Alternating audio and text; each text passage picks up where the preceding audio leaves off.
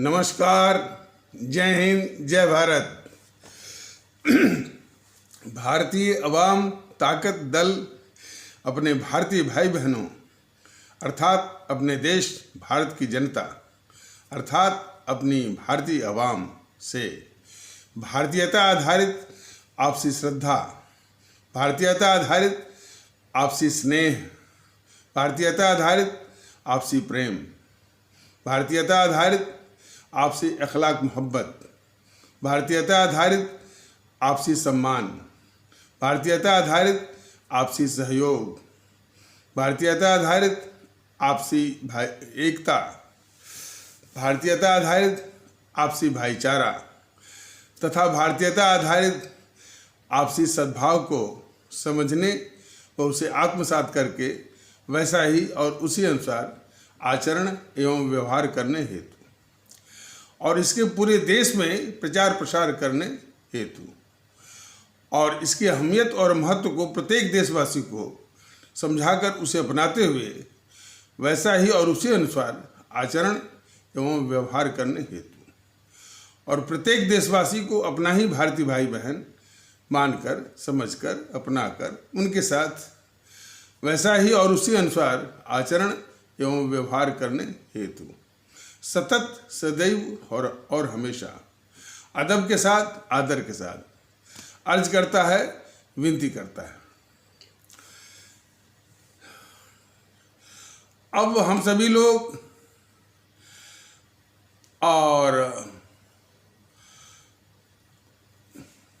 हमारे उस तजुर्बे और अनुभव जिसने हमको इस दिशा में, इस क्षेत्र में आने को, प्रवेश को प्रेरित किया, शक्ति दी, इसके विषय में पिछले किसी कथानक में, किसी एपिसोड में प्रकाश डाला गया था। कुछ चीज़ें उसकी अवशेष रह गई थी, कुछ छूट गई थी, तो उसको बताना आवश्यक है। तो जैसा कि बताया गया है कि हमारे शिक्षण के या विद्यार्थी जीवन के दौरान हमको अध्ययन का मौका मिला। जो फ्रांसीसी लेखक थे जे रूसो, उनकी एक किताब थी द सोशल कॉन्ट्रैक्ट और ये बहुत ही क्रांतिकारी किताब है और ये उल्लेख करना जरूरी है कि ये वही किताब है जिसको पढ़ करके सन 1777 के आसपास जो फ्रांस में क्रांति हुई थी, तो ये वही किताब है जिसके आधार पर जे रूसो जो उसके लेखक थे, उनकी मृत्यु के 30 वर्ष पश्चात वो क्रांति हुई थी। तो उस पुस्तक की ये खासियत है, उसको भी मैंने देखा। और कार्ल मार्क्स जो साम्यवाद के, कम्युनिज्म के जो प्रणेता हैं, उनकी दो किताबें, दी मैनिफेस्टो और डास कैपिटल, तो इसका भी मैंने अध्ययन किया। और कार्ल मार्क्स के सिद्धांत वास्तव में काफ़ी मैंने अपीलिंग है इस मायने में कि वो मानवीयता को सर्वोच्च रखते हैं। कुछ उन पर नास्तिक आरोप लग सकता है, लेकिन मानवीयता को सर्वोच्च प्राथमिकता देना जो है, ये हर समय की मांग है। और खास करके इस पांथिक उधेड़-बुन में मानवीयता का महत्व कहीं गुम हो जाता है, इसकी आशंका जो है अक्सर रहती है। जितने भी पांथिक हो, चाहे हिंदू सनातन का हो, चाहे इस्लाम का हो, चाहे ईसाई का हो या सिख पंथ का हो, आप जरूर देखेंगे कि इन पांथिक उलझनों में मानवीयता का महत्व जो है वो माने काफ़ी वो मिलता नहीं वहाँ पर। लेकिन कार्ल मार्क्स पर नास्तिकता का आरोप लग सकता है, लेकिन मानवीय मूल्यों को अधिकतम उसमें जो है तरजीह दी गई है। उसका कहना है कि इस चराचर जगत में जो भी दृष्टिगोचर है वह मनुष्य के सिर्फ मनुष्य के परिश्रम का फल है। इसमें कहीं ईश्वर वगैरह नहीं आता है। अब ईश्वर के खिलाफ होने की जरूरत नहीं है, लेकिन मनुष्य के परिश्रम की अहमियत को समझने की आवश्यकता है। बात सही है कि हमारा जो पड़ोसी है, हमारा जो बगल का है और हमारे जो सामने है, हम उसकी कीमत न करें और हम उसको महत्व न दें, और हम उसकी बात करें जो कि दिखाई नहीं देता है, जो सुपर नेचुरल है, और निरंकार की बात करें, ये बातें जो है उतनी सार्थक दिखती नहीं है। तो बाद के संतों ने आपने देखा होगा कि इस चीज़ को मॉडिफाई कर लिया, खास करके जो व्यवहारिक संत रहे हैं हमारे, जैसे रामकृष्ण परमहंस,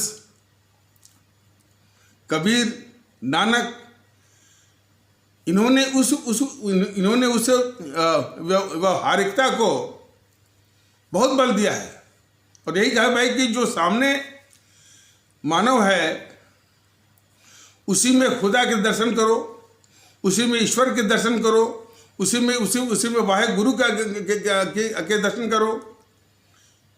और जो सूफी संत भी इंसानियत की बात पर वो बल देने लगे।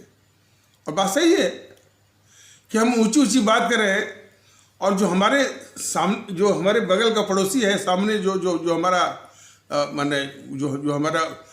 माने भारतीय भाई है, हम उसको महत्व न दें, उसके दुख दर्द को न समझें, तो बाकी चीज़ें व्यर्थ हैं। तो कार्ल मार्क्स भी जो साम्यवाद का वो प्रणेता है, वो भी यही कहता है। इसके बाद एक हमारे गुरु जी थे रहमान साहब,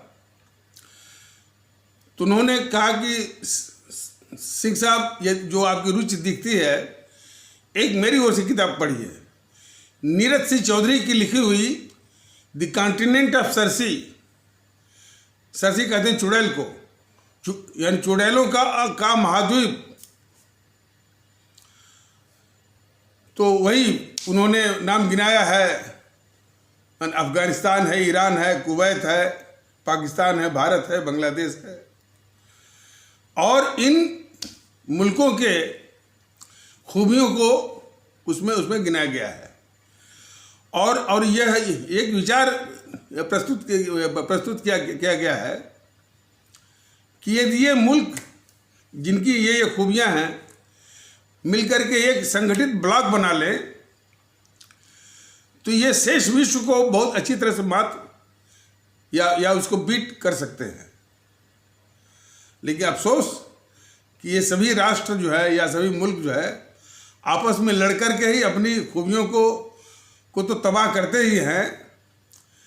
जो यूरोप और अमेरिका के जो चौधराहट है, जो उसकी हेगेमोनी है, उसका शिकार बनने को भी मजबूर होते हैं। तो ये एक नायाब चीज़ जो है, वो जो नीरज सिंह चौधरी की जो लिखी हुई किताब है द कॉन्टिनेंट ऑफ सरसी। और तत्पश्चात हमने ये हमारे स्वामी विवेकानंद ने जो पार्लियामेंट ऑफ रिलीजन शिकागो में, जो अमेरिका में है, जो उन्होंने भाषण दिया था, वो 8 वॉल्यूम में है, उसको भी मैंने देखा। और इसके बाद हमारे जो अमर शहीद परम आदरणीय राष्ट्रभक्त शिरोमणि नेताजी सुभाष चंद्र बोस, शहीद आजम भगत सिंह, अमर शहीद चंद्रशेखर आज़ाद, अमर शहीद अशफाक उल्लाह, अमर शहीद खुदीराम बोस, अमर शहीद सुब्रमण्यम भारती, अमर शहीद श्रीमती रानी लक्ष्मीबाई, अमर शहीद श्रीमती रानी चंद्रिमा, अमर शहीद श्रीमती रानी गाडिल्यू के जीवन गाथा, जीवन वृत्तांत, लाइफ हिस्ट्री को भी देखा गया।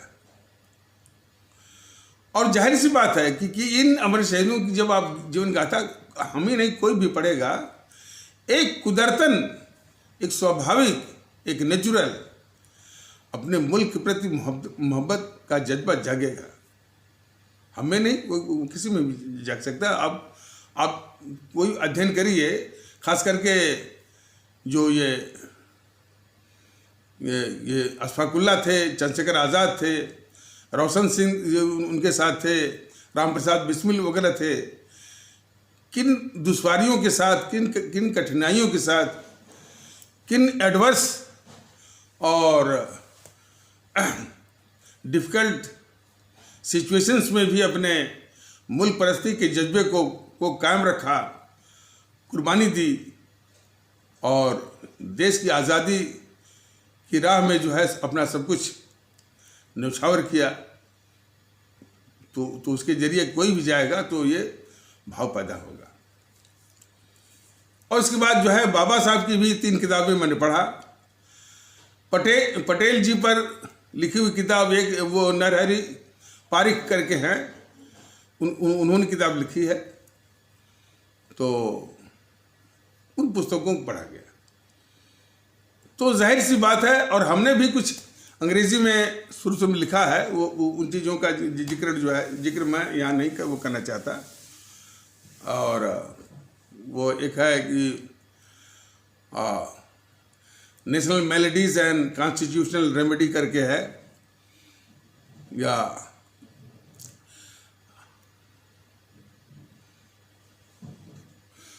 एक है अंग्रेजी में जो मैंने लिखा है मेलोडीज प्लेगिंग द नेशन करके है, एक चिंतन है, अंग्रेजी में मैंने लिखा। और फिर इसके बाद फिर अंग्रेजी में लिखना छोड़ दिया, चूँकि हमारी जो जन भाषा तो अंग्रेजी नहीं है। अंग्रेजी का एक भाव था, थोड़ा शब्दों का उसमें हमने थोड़ा क्लिष्ट शब्द है, लोगों ने कहा भाई ये इतने क्लिष्ट और बम्बास्टिक शब्दों से जो भाव पर काफ़ी एक विपरीत असर पड़ता है। तो फिर इसके बाद जो कुछ भी हमको लिखना हुआ वो हमने वो अंग्रेजी छोड़ करके वो हिंदी में ही आ गए। तो और ऐसा नहीं कि अंग्रेजी से मेरा पाला छूट गया, अंग्रेजी माध्यम है अभी भी, तो जहाँ उसकी आवश्यकता पड़ती है तो उसका प्रयोग में आता है।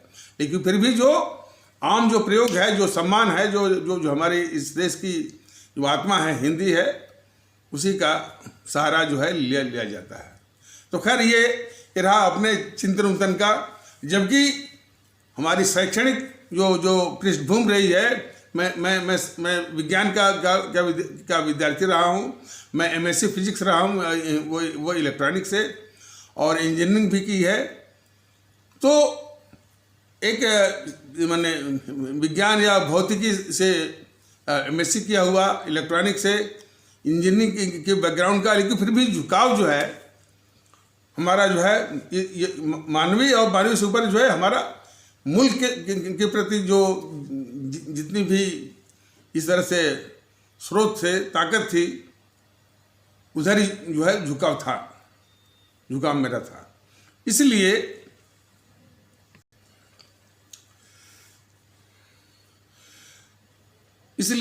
देश के प्रति एक चिंतन कि इस देश में सब कुछ है, लोग प्रतिभाशाली हैं, प्रतिभा यदि यहाँ अपने देश में उनको दिखाने का मौका नहीं मिलता है तो बाहर जाकर के अपने प्रतिभा का जौहर दिखाते हैं। और अपने देश में ऐसा मुमकिन वो क्यों नहीं होता। अपने देश के लोग खुद ही जो है तरह तरह के दुखों को झेल रहे हैं, और सब कुछ मौजूद होते हुए भी तो ये हमारे मस्तिष्क को काफ़ी वो परेशान करता था। तो फिर आखिर इसका मूल कारण क्या है?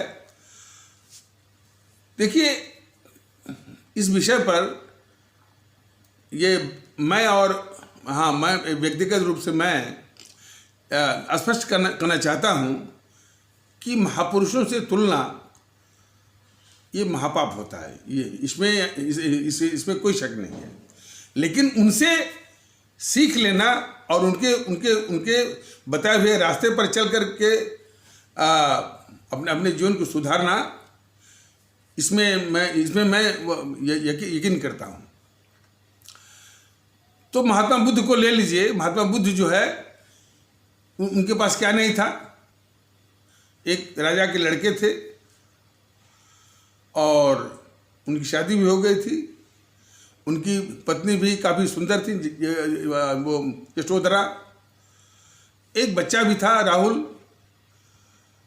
तो मान राजसी ऐश्वर्य और पारिवारिक सुख, जिसकी पत्नी हो, सुंदर पत्नी हो, सुंदर बच्चा हो, ये सब कुछ जो है उनके मन में जो व्यथा थी, उस व्यथा को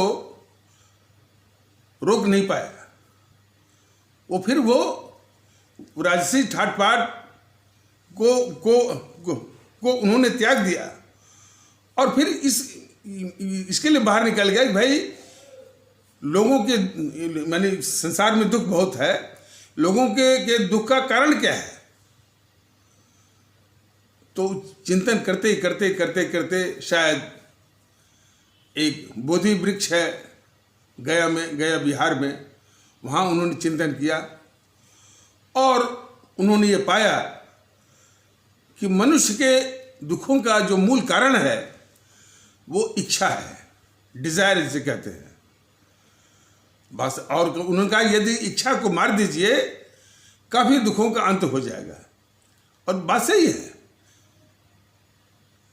यानी हम दूसरों की सेवा जरूर कर रहे हैं, उनको सुख पहुंचा, लेकिन स्वयं में अपने पास इतना धन हो जाए, फलाने हो जाए, ढिकाने हो जाए, यदि इसकी हवस खत्म हो जाए तो काफी दुखों का अंत हो सकता है। ये बहुत ही यानी व्यवहारिक एक टीचिंग है। तो उन्हीं से एक ताकत लेते हुए हमने भी ये इसका विश्लेषण किया कि भाई हमारे देश के लोगों के जो कि सब कुछ है यहाँ पर, क्या नहीं है? तीनों माने वो खनिज संपदा है, वन संपदा है, माने और काबिल लोग हैं, टैलेंटेड लोग हैं, तीनों ऋतु में मेहरबान हैं इस पर। और मोदी जी कहते हैं कि जो बढ़ी हुई आबादी में जो है डेमोग्राफिक डिविडेंड भी है, सब कुछ है। लेकिन फिर भी लोग दुखी, लोग निराश, कुछ लोग मानते हैं कि ये हमारी नियत में है। तमाम तरह की बातें। तो कोई एक बहुत बड़ा फंडामेंटल वो रीजन तो होगा ना। तो हमने जो माने एक चिंतन के बाद इसका जो सार निकाला या सार निकालने की जो चेष्टा की, निचोड़ निकालने की चेष्टा की, वो निकाला कि हमारे माने जो भारतीयों का या भारतीय भाई बहनों का दुखों का कारण, दुखों का मूल कारण है बिखराव। हैं एक ही, लेकिन ये बिखरे हुए जो है वो यानी जो उनका व्यवहार है, जो आचरण है, जिस तरह से माने वो रह रहे हैं बिखराव के रूप में। तो बिखराव ही जो है हमारे 135 करोड़ जो है भारतीय भाई बहनों का दुख का कारण है। और ये इस बिखराव को जारी रखने के लिए तमाम शक्तियां विभिन्न रूपों में, विभिन्न स्तरों पे कायम है। और फिर अब ये शक्तियां राजनीति कर रही हैं, वोट बटोर रही हैं। और आप एक के रूप में न सोचिए, व्यवहार न करिए, इसके लिए उनका सदैव जो है वो प्रयास है। तो ये देखा गया कि क्षेत्र तो है, कितना जरूरी है लेकिन कितना कठिन है। तो इसलिए अपने नौकरी के सेवा निवृत्ति के कुछ वर्ष पहले यानी 2-2.5 साल पहले ही हमने एक विषय चुना, राष्ट्रभक्ति और भारतीय एकता। क्योंकि एकता की जरूरत को महसूस किया गया, तो भारतीयता आधारित एकता और राष्ट्रभक्ति उसी से मुतल्लिक। तो ये दोनों चीज जो है एक ही सिक्के के दो पहलू हैं। मतलब कि मैटर एक ही है, उसके दो फैसेट हैं, दो पहलू हैं। इस विषय को लेकर के जब कोई होता तो किसी से परिचर्चा करते और बात करते, और यदि कोई विषय चल रहा तो उसमें भी इसका पुट जो है हम डाल दिया करते थे। तो एक बार मैं डिप्यूटेशन पर, मैं एज ए जनरल मैनेजर मैं किसी संस्थान में गया था। तो होते हैं वो कर्मचारी के यूनियन के नेता। तो एक खान करके खान साहब थे, तो यूनियन वो कर्मचारियों की यूनियन के नेता थे। वो अक्सर अब हमसे मिलने आया करते थे, और जब उनसे बातचीत होती थी तो उन्होंने कहा कि सर, आप जिस तरह से मैंने किसी चीज़ को रखते हैं, समझाते हैं, आपके जो ख्यालात हैं हमारे अब्बा जान के ख्यालों से मिलते हैं। और हमारे अब्बा जान जो है वो मिलिट्री में कैप्टन से रिटायर हुए हैं, और हम समझते हैं कि आप उनसे बात करें तो कुछ अच्छी बातें वो बन सकती हैं। हमारे मन में था कि भाई ये जो राष्ट्रभक्ति और भारतीय एकता की बात मैं जब किसी और से करता था तो उनका भाई कि विचार तो बड़े अच्छे हैं, लेकिन एक सिद्धांत के जो दिखता है वो बिकता है, तो आपका आपका तो कुछ दिखाई पड़ता ही नहीं है। मतलब कि इसकी मार्केटिंग है ही नहीं, तो कैसे बिकेगा। मैंने मन में सोचा भाई कि ये तो विचार है, लोगों से संबंधित है, अपने मुल्क से संबंधित है, इसमें मार्केटिंग कहाँ से आ गई।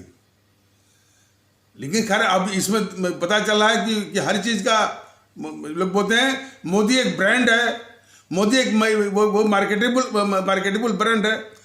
अब जो है अब आज भी हम समझते हैं भाई मुल्क परस्ती एक जज्बा है, और ये जज्बे का ये कॉपीराइट सिर्फ एसपी सिंह है इस बात नहीं है, उसी कॉपीराइट सिर्फ मोदी है इस बात नहीं है।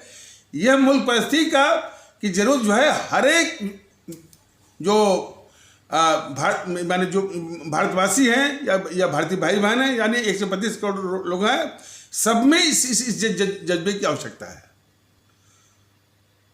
जरा कल्पना करिए न, हालांकि ये विषय ये भटक न जाए, यदि सब में जज्बा होता, यार कल्पना करिए। हालांकि ये बीजेपी उस चीज को भुनाने की कोशिश तो करती है, लेकिन इसकी गद्दारी ये है कि सब में ये जज्बा ना है, ये उसकी गद्दारी है, बस उसको भुनाती है। जरा देखिए, हालांकि ये बस कहकर मैं उस मूल विषय पर फिर मैं आ जाऊंगा।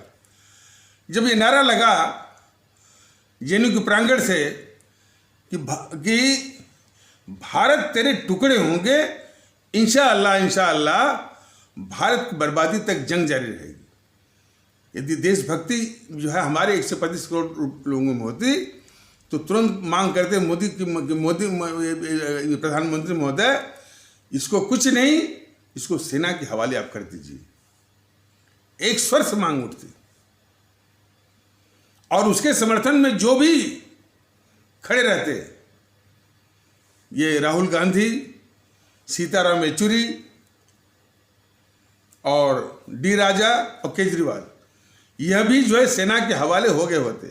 तो आज जो ये मुख्यमंत्री के रूप में जो अभिशाप के रूप में बैठा हुआ है, या ये जो घूम करके अभिशाप के रूप में ये राहुल गांधी है, जिसके हर एक बात को लपकने के लिए पूरा मीडिया बैठा हुआ, उसकी नौबतें नहीं आती ना। तो उस देशभक्ति की कितनी आवश्यकता है, जरा अब सोचिए इस बात को। अब वो देशभक्ति माने यानी हमको कहने में जरा भी गुरेज नहीं है, लगभग शून्य है।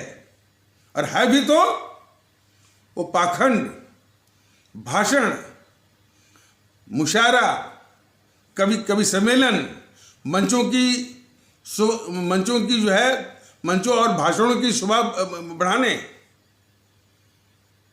इसका शिकार हो गई है, इसके दलदल में फंसी हुई है। वो आचरण, व्यवहार और जज्बे से वो गायब हो गई है। ये उसकी व्यथा कथा है, राष्ट्रभक्ति का आलम ये है। खैर, अब मुख्य विषय जो कहा जा रहा है उस पर आते हैं। तो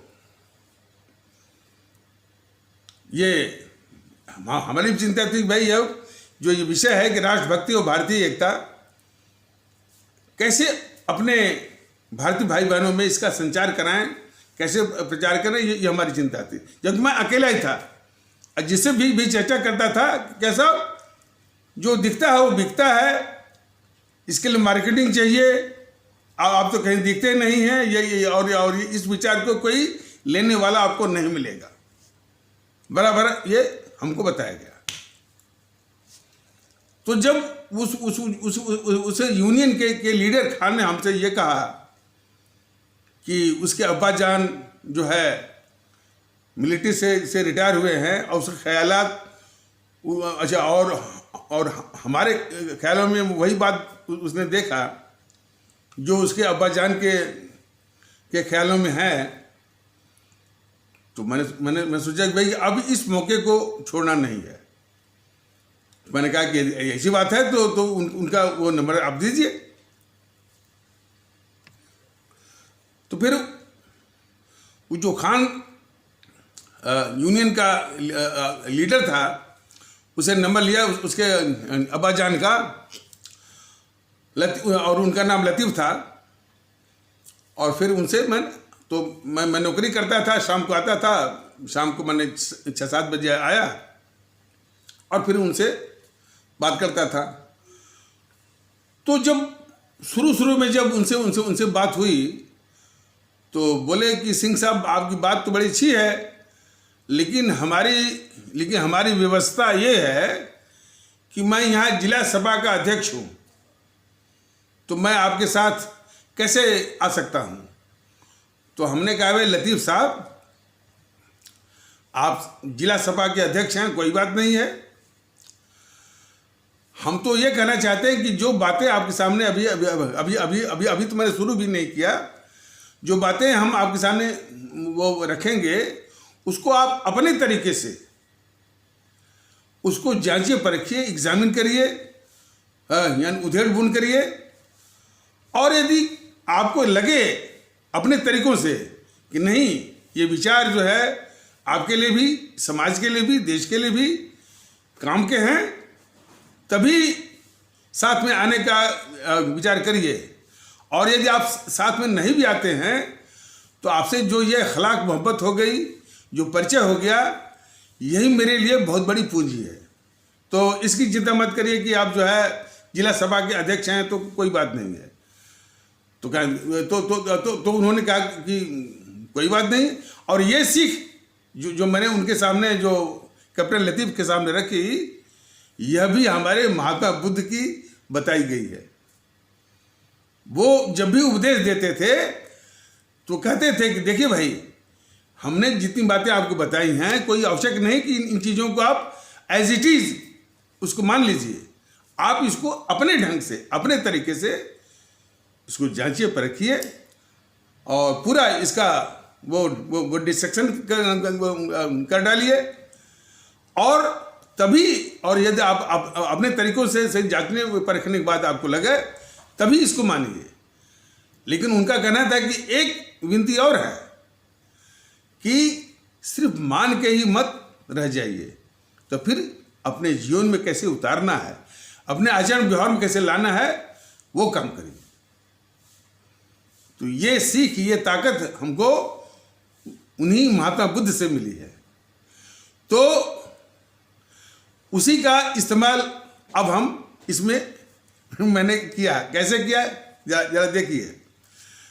तो मैं नौकरी करता था और फिर शाम को आता था और फिर चाय पिया और कभी 5 मिनट, कभी 10 मिनट, कभी आधा घंटा वो वही राष्ट्रभक्ति और भारतीय एकता के विषय पर तमाम महापुरुषों की बात, ये बात, वो बात करता था। करीब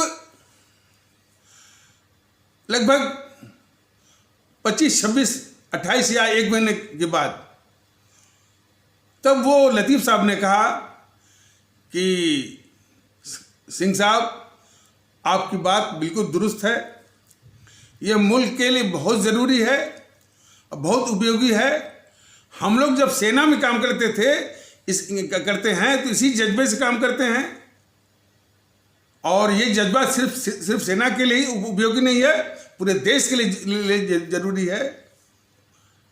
तो मैंने मन में सोचा कि अब ये मौका अच्छा है, अब वो जो है वो हाथ से नहीं वो जाने देना है। मैंने कहा लतीफ़ साहब, सिर्फ तारीफ से ही काम नहीं चलेगा, आपको हमें मजमा देना होगा। यही बात वो मजमे को बतानी सुनानी है। तो बोला कि अरे सिंह साहब, ऐसा है, हमारा गांव 45,000 मुसलमानों का है। कितना है? 45,000 मुसलमानों का। और आइए, कम से कम 500 की भीड़ जो है हम वो आपको देंगे। मेरा मन बिल्कुल प्रसन्न हो गया कि भाई देखिए, शुरुआत में ही हमको यानी इतना बड़ा वो मजमा मिल रहा है, जो हम एक आदमी को तरस रहे थे कि हम किसको सुनाएं, किसको समझाएं। आज 500 का मजमा मिल रहा है। देखिए ईश्वर खुदा की यानी क्या कृपा होती है। वो गांव एक भरगन गांव है एटा का। अच्छा, हमने ये सब कुछ तय तो कर लिया और 500 का मजमा भी वो मिलने की बात तय हो गई। लेकिन जो सबसे बड़ी एक मानसिक मन में चिंता वो शुरू हो गई। चिंता वो शुरू हो गई कि हमारे समाज में जो इन विषयों को लेकर के जो जहर फैलाया गया है और जो बातें बताई गई हैं, जो हमारे आपके दिमाग में ठूसा गया है कि ये मुसलमान ये तो हमेशा मस्जिद, कुरान, इस्लाम इसी में डूबे रहते हैं। तो मेरे मन में आया कि अरे भाई एसपी सिंह, आप ये 500 की तादाद वाले यानी मजमे पर यानी क्यों इतना खुश हो रहे हो? अरे जिस मजमे को आप फेस करने जा रहे हैं आप, वो तो जो आपका विषय है राष्ट्रभक्ति और भारतीय एकता, उसका तो उस मजमे का तो इससे कोई वास्ता ही नहीं है। इस पर यानी इन विषयों के प्रति वो संवेदनशील है ही नहीं। वो तो आप यदि आप वो कोई पांथिक बात मैंने इस्लाम के विषय में या कुरान के विषय में या मस्जिद के विषय में आप कहते हैं, तब वो मजमा जो है वो आपकी बात सुनता या सुनेगा। और ये हमारा पहला इम्तिहान। तो हम जा तो रहे थे और मथुरा से मुड़ना था। मन में बहुत एक कश्मकश, उलझन कि हमने ये कर तो लिया, लेकिन क्या होगा। और ये तो लगता है कि पहले ही इम्तिहान में हम फेल हो जाएंगे। और पहले ही इम्तिहान में फेल तो फेल, बोलते हैं नहीं, first impression is the last impression. हमारे मन में ये आ गया, चलो भाई फेल यदि होना ही है तो मंजिल पर ही फेल होंगे, मुकाम पर ही फेल होंगे। चलिए जो होगा वो देखा जाएगा। अब चूंकि नया रास्ता था, मथुरा से मुड़ना था, इधर उधर करके हमको भी लेट हो गया, करीब 2-2.5 घंटा हम लेट पहुंचे वहाँ। जो 500 की भीड़ थी वो कम होते होते हो गई 1.5-200 वाली। और वो भी नहीं बताए थे मजमे को कि मैं कौन हूँ, किस विषय पे बोलने वाला हूँ, ये भी नहीं बताए थे। तो 500 वाली भीड़ जो है वो घटते घटते वो 1.5-200 पे आ गई। जाकर मैंने माफ़ी भी मांगा, भाई कि हमको लेट हो गया, जो भी हो गया। लेकिन मैंने विषय हुए रखा राष्ट्रभक्ति और भारतीय एकता। किस मजमे को? जिसके विषय में ये बताया गया है या भ्रम फैलाया गया है या इस तरह की बातें मैंने फैलाई गई हैं कि ये वो तबका है जिसको राष्ट्रभक्ति और भारतीय एकता से कोई मतलब नहीं है। ये सिर्फ जो कुरान, मस्जिद और इस्लाम की बात करता है। मैंने उस मजमे को, मेरी पहली स्पीच थी, कम से कम मैंने 1.5 से लेकर 2 घंटे तक मैंने लगातार वो समझाया। और वो जो है as a pin drop silence, बिल्कुल यानी मंत्रमुग्ध होकर के, या इसको अंग्रेजी में कहते हैं स्पेल बाउंड होकर के लोगों ने सुना। और जैसा कि जब भी मैं भाषण देता हूँ, कोई भी विषय रखता हूँ या समझाता हूँ, तो एक प्रोग्राम और रखता हूँ कि यदि जितनी बातें बताई गई हैं, यदि किसी को इस पर किसी को पूछना है, जांचना है, कोई एक्सप्लेनेशन, कोई जो है वो इंटरप्रिटेशन, कोई शक शुबा ये दूर करना है, तो वो सज्जन जो है वो पूछ सकते हैं। यही चीज़ मैंने वहाँ कहा भाई कि यदि किसी को पूछना है, जांचना है, अपने शक शुबा दूर करना है, तो वो कर सकते हैं, स्वागत है। तो एक ने कहा कि साहब ये आपके ख्यालात तो बड़े दुरुस्त हैं, लेकिन ये चल नहीं पाएंगे। एक बुजुर्ग थे, दाढ़ी वोड़ी रखे थे और काफ़ी उम्र दराज थे, 80 के आसपास थे। उनकी उम्र जो है 80 के आसपास थी। उन्होंने कहा कि देखिए सर, आपका ख्याल तो इस मुल्क के लिए बहुत ही ज़रूरी है, बहुत ही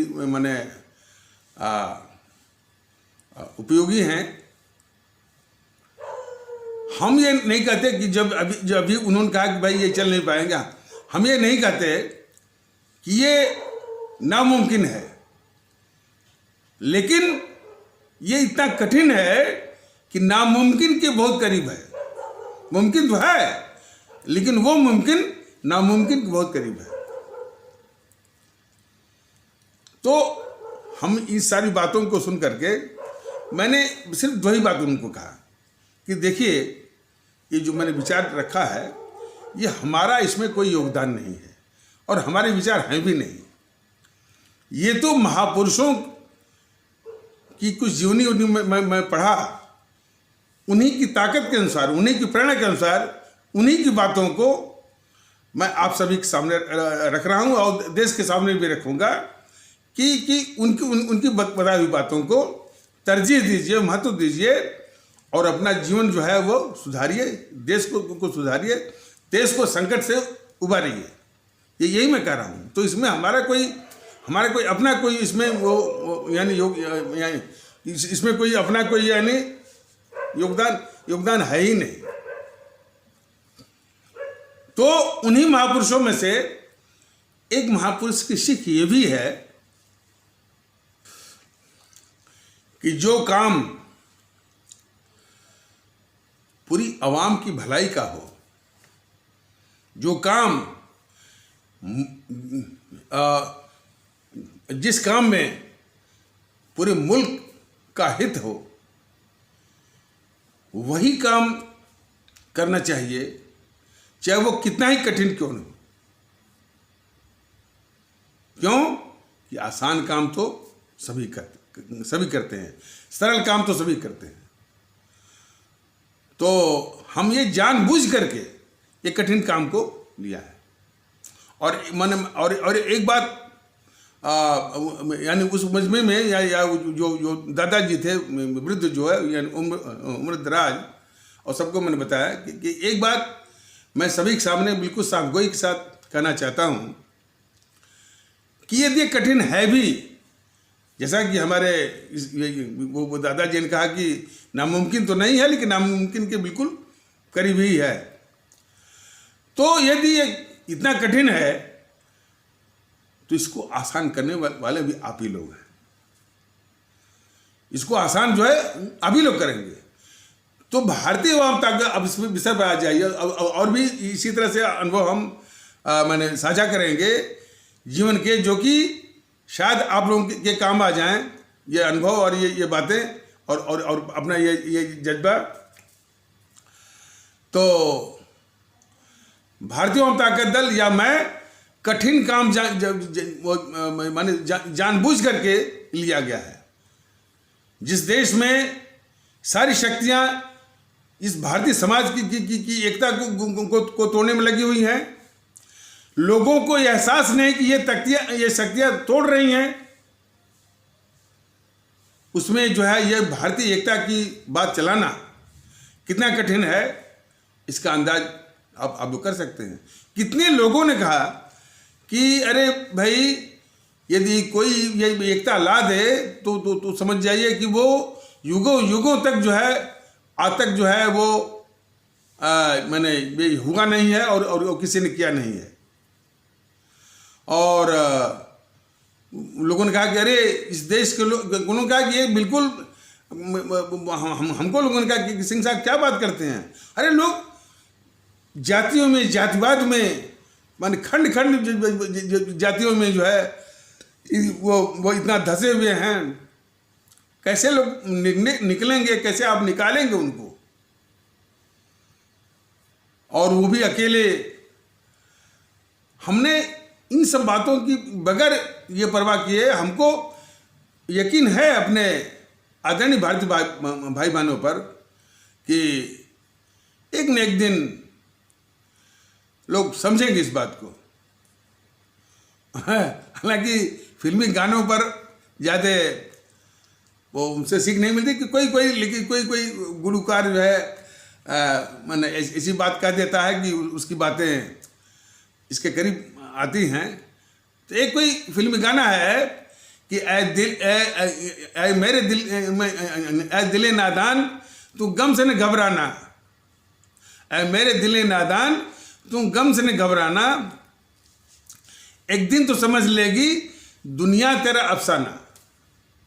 हालांकि अब कितना ही इसके करीब है हम नहीं जानते। तो उसी आशा में तो दुनिया तो नहीं, हमारे आदरणीय भारतीय भाई बहन ये हमेशा जो ये भारतीय वामता दल अर्थात और मैं जो भारतीय एकता की बात कर रहे हैं, एक न एक दिन लोग समझेंगे इसके महत्व को, इसकी ज़रूरत को, और कितना जरूरी है हमारे भारतीय समाज में। तो इसलिए अब देखिए एक वो कल इंडिया टीवी पर एक विषय लेके बैठा हुआ था वो रजत शर्मा, कि दोनों को, मोदी को और राहुल को, कि भाई कौन देश को तोड़ रहा है, कौन देश को जोड़ रहा है, कौन झूठ बोला है, कौन सच्चा बोला। अब तक रजत शर्मा ऐसे एंकर, या सोचिए उसके दिमाग पर मुझे और भारतीय वामता दल को तरस आ रहा है। उसकी ये समझ में नहीं आ रहा है कि राहुल गांधी इस देश का गद्दार है। यही तो व्यथा है। बीजेपी वाले भी इस राहुल को गद्दार नहीं मान रहे हैं। वही बात बोली नहीं कि राष्ट्रभक्ति के विषय में और राष्ट्रभक्ति और राष्ट्रवाद को ये बुनाती तो जरूर है बीजेपी, लेकिन वो सबसे ज्यादा वो दुरुपयोग भी करती है।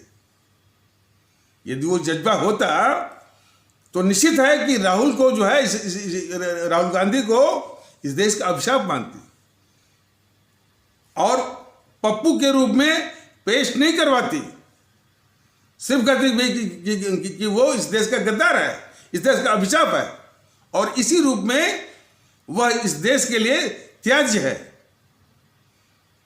देश में उसका जो है वो इस भारत में उसके लिए कोई स्थान नहीं है। इस तरह की बात को चलाती बीजेपी। लेकिन नहीं, वो विरोध पक्ष का नेता है, सारी सुविधाएं जो है वही मोदी जी वो दिलवा रहे हैं। यदि उसको इटली जाने का कोई सुविधा ना हो तो अपने पीएमओ को लगा देंगे वो स्पेशल एयर इंडिया की फ्लाइट के लिए। यही तो है जो इस देश का सबसे बड़ा अभिशाप है। उसके लिए इतनी बड़ी सुविधा जो दिलवा रहे हैं मोदी जी, एयर इंडिया की जो स्पेशल एयर इंडिया की फ्लाइट की व्यवस्था, यहाँ से दुबई से कतर से इटली। तो देश के लोग फैसला करें कि कितने बड़े गद्दार हैं ये मोदी जी। और ये भी जो है कैसे छल करते हैं अपनी भोली भाली जनता के साथ। उसका एक नमूना जरा सुनिए। वो गद्दार थी ना इंदिरा गांधी, किस तरह से छल करती थी और कितनी भ्रष्ट थी। उसके भ्रष्टाचार के ही खिलाफ जयप्रकाश नारायण सन 70 के दशक में उसी इंदिरा गांधी के भ्रष्टाचार के ही खिलाफ जो है आंदोलन उन्होंने शुरू किया। और अंत में उस इंदिरा गांधी को सन 1977 के चुनाव में परास्त भी कर दिया भ्रष्टाचार के मामले पर। तो वो गद्दार वो इंदिरा गांधी किस तरह से हमारे गरीब भारतीय भाई बहनों के भावनात्मक शोषण करती थी, उसका एक नमूना जरा देखिए। उसके जितने भी सिपा सालार थे उस गद्दार इंदिरा गांधी के, वो कहीं से एक बहुत गरीब सी बुढ़िया को मैनेज करते थे। उस बुढ़िया के हाथ में एक सूखी रोटी के रूप में भी वो स्टेज मैनेज करते थे। तो उस बुढ़िया के बिल्कुल काफ़ी जीर्ण शीर्ण हालत में उसके हाथ में सूखी रोटी को दिखाकर कहती थी इंदिरा गांधी, जरा उन अल्फाजों को जरा देखिए, कहती थी हमको आपकी चिंता नहीं है। वो गद्दार इंदिरा गांधी किस तरह से हमारी जनता हमारी खासकर गरीब जनता की भावनाओं का किस तरह से दोहन और शोषण करती थी, उसका नमूना कहती थी। तो उसे यानी पब्लिक के आगे बोलती थी कि हमको आपकी चिंता नहीं है, हमको इनकी चिंता है। यानी जो बूढ़ी माँ जिसके हाथ में रोटी सब जो है वो मैनेज करके ड्रामा के रूप में पेश हुआ था उस वक्त। इस प्रकार कह रहे हाँ भाई, ये इंदिरा गांधी तो जो है गरीबों की मसीहा है, इसकी चिंता करती है। बस गरीब करके भुनाते रहे सब चेनपीसी वाले, देश को वो धोखा देते रहे। और जैसा कि बताया गया है कि कर्ज माफी और मनरेगा में जितना पैसा जाता है इसके एजेंट, जेएनपीसी के एजेंट जो है पहले पहुंच जाते हैं उसका कमीशन खाने के लिए। किसानों के ऊपर जब कर्ज वाली बात आई, कर्ज माफी को भुनाया। कर्ज माफी के लिए जो है वो जो चिदम्बरम था, वित्त मंत्री था, उसने 60,000 करोड़ रुपया आवंटित किया। 60,000 करोड़ आवंटन के पहले ही जो है कितना उसमें माने कितना उसको लूट लेना है, कितना उसमें भ्रष्टाचार करना है, वो पहले ही जो है उसी जेएनपीसी में गांधी नेहरू परिवार चांदा चौकड़ी की सरकारों में वो तय हो जाता है। इसीलिए जो है 60,000 करोड़ के जो है वो किसानों के कर्ज माफी की राशि में से 52,000 करोड़ का तो उसमें जो है वो कांग्रेसियों द्वारा या जेएनपीसी द्वारा जो है भ्रष्टाचार का मामला है। तो गरीबों की माला जपना और गरीबों की स्कीम में गरीबों की योजनाओं में जो धन है उसी में जो है वो भ्रष्टाचार करना। तो ये इनका हमेशा से एक अस्थाई षड्यंत्र रहा है। उसी से सीख लेकर के ये मोदी जी वो कोई आदिवासी महिला या बांकुरा क्षेत्र में कोई बौरी बौरी करके थी, बेचारी बच्ची थी 20-22 साल की महिला, उसको दिखाकर उसको ये इंडिया टीवी वाले तमाम मोदी जी गरीबों की मसीहा, गरीबों की मसीहा, गरीबों की मसीहा। तो इस तरह के जो छलने वाले जो हैं, धोखा देने वाले, उनका सिलसिला है। इंदिरा गांधी भी और जेएनपीसी भी गरीबों के साथ कैसे छली है, उसी नक्शे कदम पर ये मोदी जी भी छल रहे हैं गरीबों को। देश पहचाने इन छलने वालों को। देश को आवश्यकता किस बात की है? भारतीय एकता की। और यदि और यह आरक्षण को बिल्कुल वो हटा करके बिल्कुल उसको समूल समाप्त करके जो भी साधन विहीन हैं उनको साधन दे करके, सरकार के द्वारा साधन दे करके उनको काबिल बना करके, उनको सशक्त बना करके, उनकी आर्थिक दशा को भी, सामाजिक दशा को भी सुधार करके उनको प्रतिष्ठित और समाज के मुख्य धारा में लाने की बात है। लेकिन साथ साथ उसके पहले इस आबादी विस्फोट को जो है नियंत्रित करना होगा और उसको नेगेटिव में लाना होगा।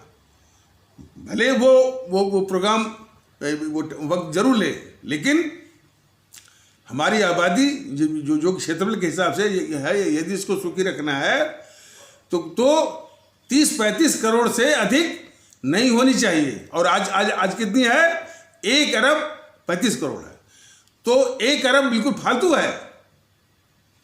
तो इसको नेगेटिव करके 10-20-50 सालों में उसको 35 करोड़ करके, ताकि हमारी नस्ल जो है आगे आने वाली नस्ल जो है सुखी रहे।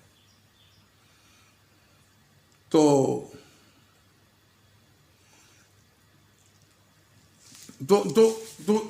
इस दिशा में वो करने की आवश्यकता है कि आबादी विस्फोट को रोक करके जो है जो जितने भी गरीब लोग हैं उनको जो है सहायता दे करके और वो मेहनत करके काबिल बने। और काबिल तो हैं ही, लेकिन आरक्षण के माध्यम से नहीं।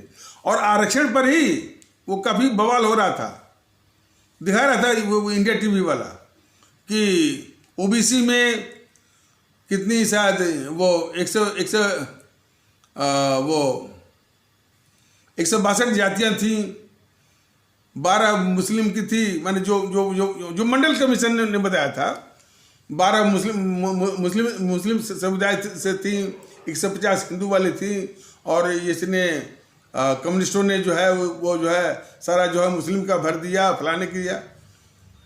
इसको तो वो कह रहे थे, लेकिन जेएनपीसी ने क्या किया था?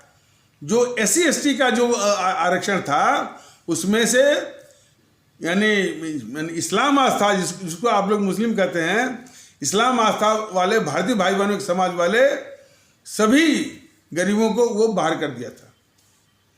तो ये अपने चाल के अनुसार, तिकड़म के अनुसार, धोखे के अनुसार जो है ये ऐसा करते रहते हैं। और ये टीवी चैनल वाले अपने मौके के हिसाब से, अपने स्वार्थ के अनुसार एक को दिखाएंगे तो दूसरे को छिपाएंगे। ये धंधा है। तो इसीलिए भारतीय जनता दल कहता है कि ये सारा कचरा, माने देश का जो अभिशाप है कचरापंथी, सबको दूर करने की आवश्यकता है।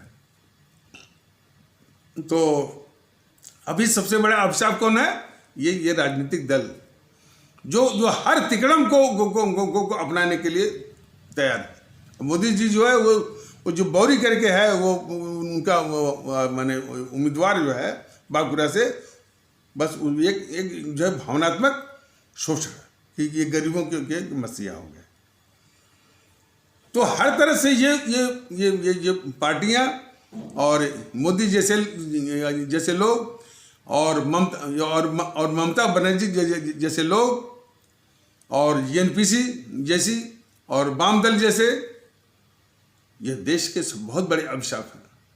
इस अभिशाप को दूर करने का यही मौका है चुनाव के वक्त, और कोई मौका नहीं है, और कोई इलाज, कोई हथियार वो कारगर है ही नहीं। इसलिए नोटा नोटा नोटा, और इस नोटा के संदेश को हमारे प्रत्येक जो है मतदातागण, भारतीय भाई बहन, कहाँ के जो सामने जो चुनाव है 5 विधानसभाओं के, असम, पश्चिम बंगाल, केरल, तमिलनाडु और पुदुचेरी, इन विधानसभाओं में जो हमारे आदरणीय मतदातागण भारतीय भाई बहन हैं, इनमें ये नोटा की जो दरखास्त है, अपील है, जो विनम्र विनती है भारतीय ताकत दल की, ये अपनी भारतीय अवाम से ये दरख्वास्त है कि इस संदेश को, इस पैगाम को, इस विनती को पहुंचवाइए। और ये मौका है कि इन सारी देश विरोधी ताकतों को मत पेटी पर इनको माकूल जवाब दे करके इनको जो है शिकस्त दिया जाए, और देश को उनसे मुक्ति, उनसे निजात का आगाज किया जाए। तो इन्हीं आवश्यक शब्दों के साथ इस आवश्यक परिचर्चा को यहीं पर विराम दिया जाता है। तब तक के लिए नमस्कार, जय हिंद, जय भारत।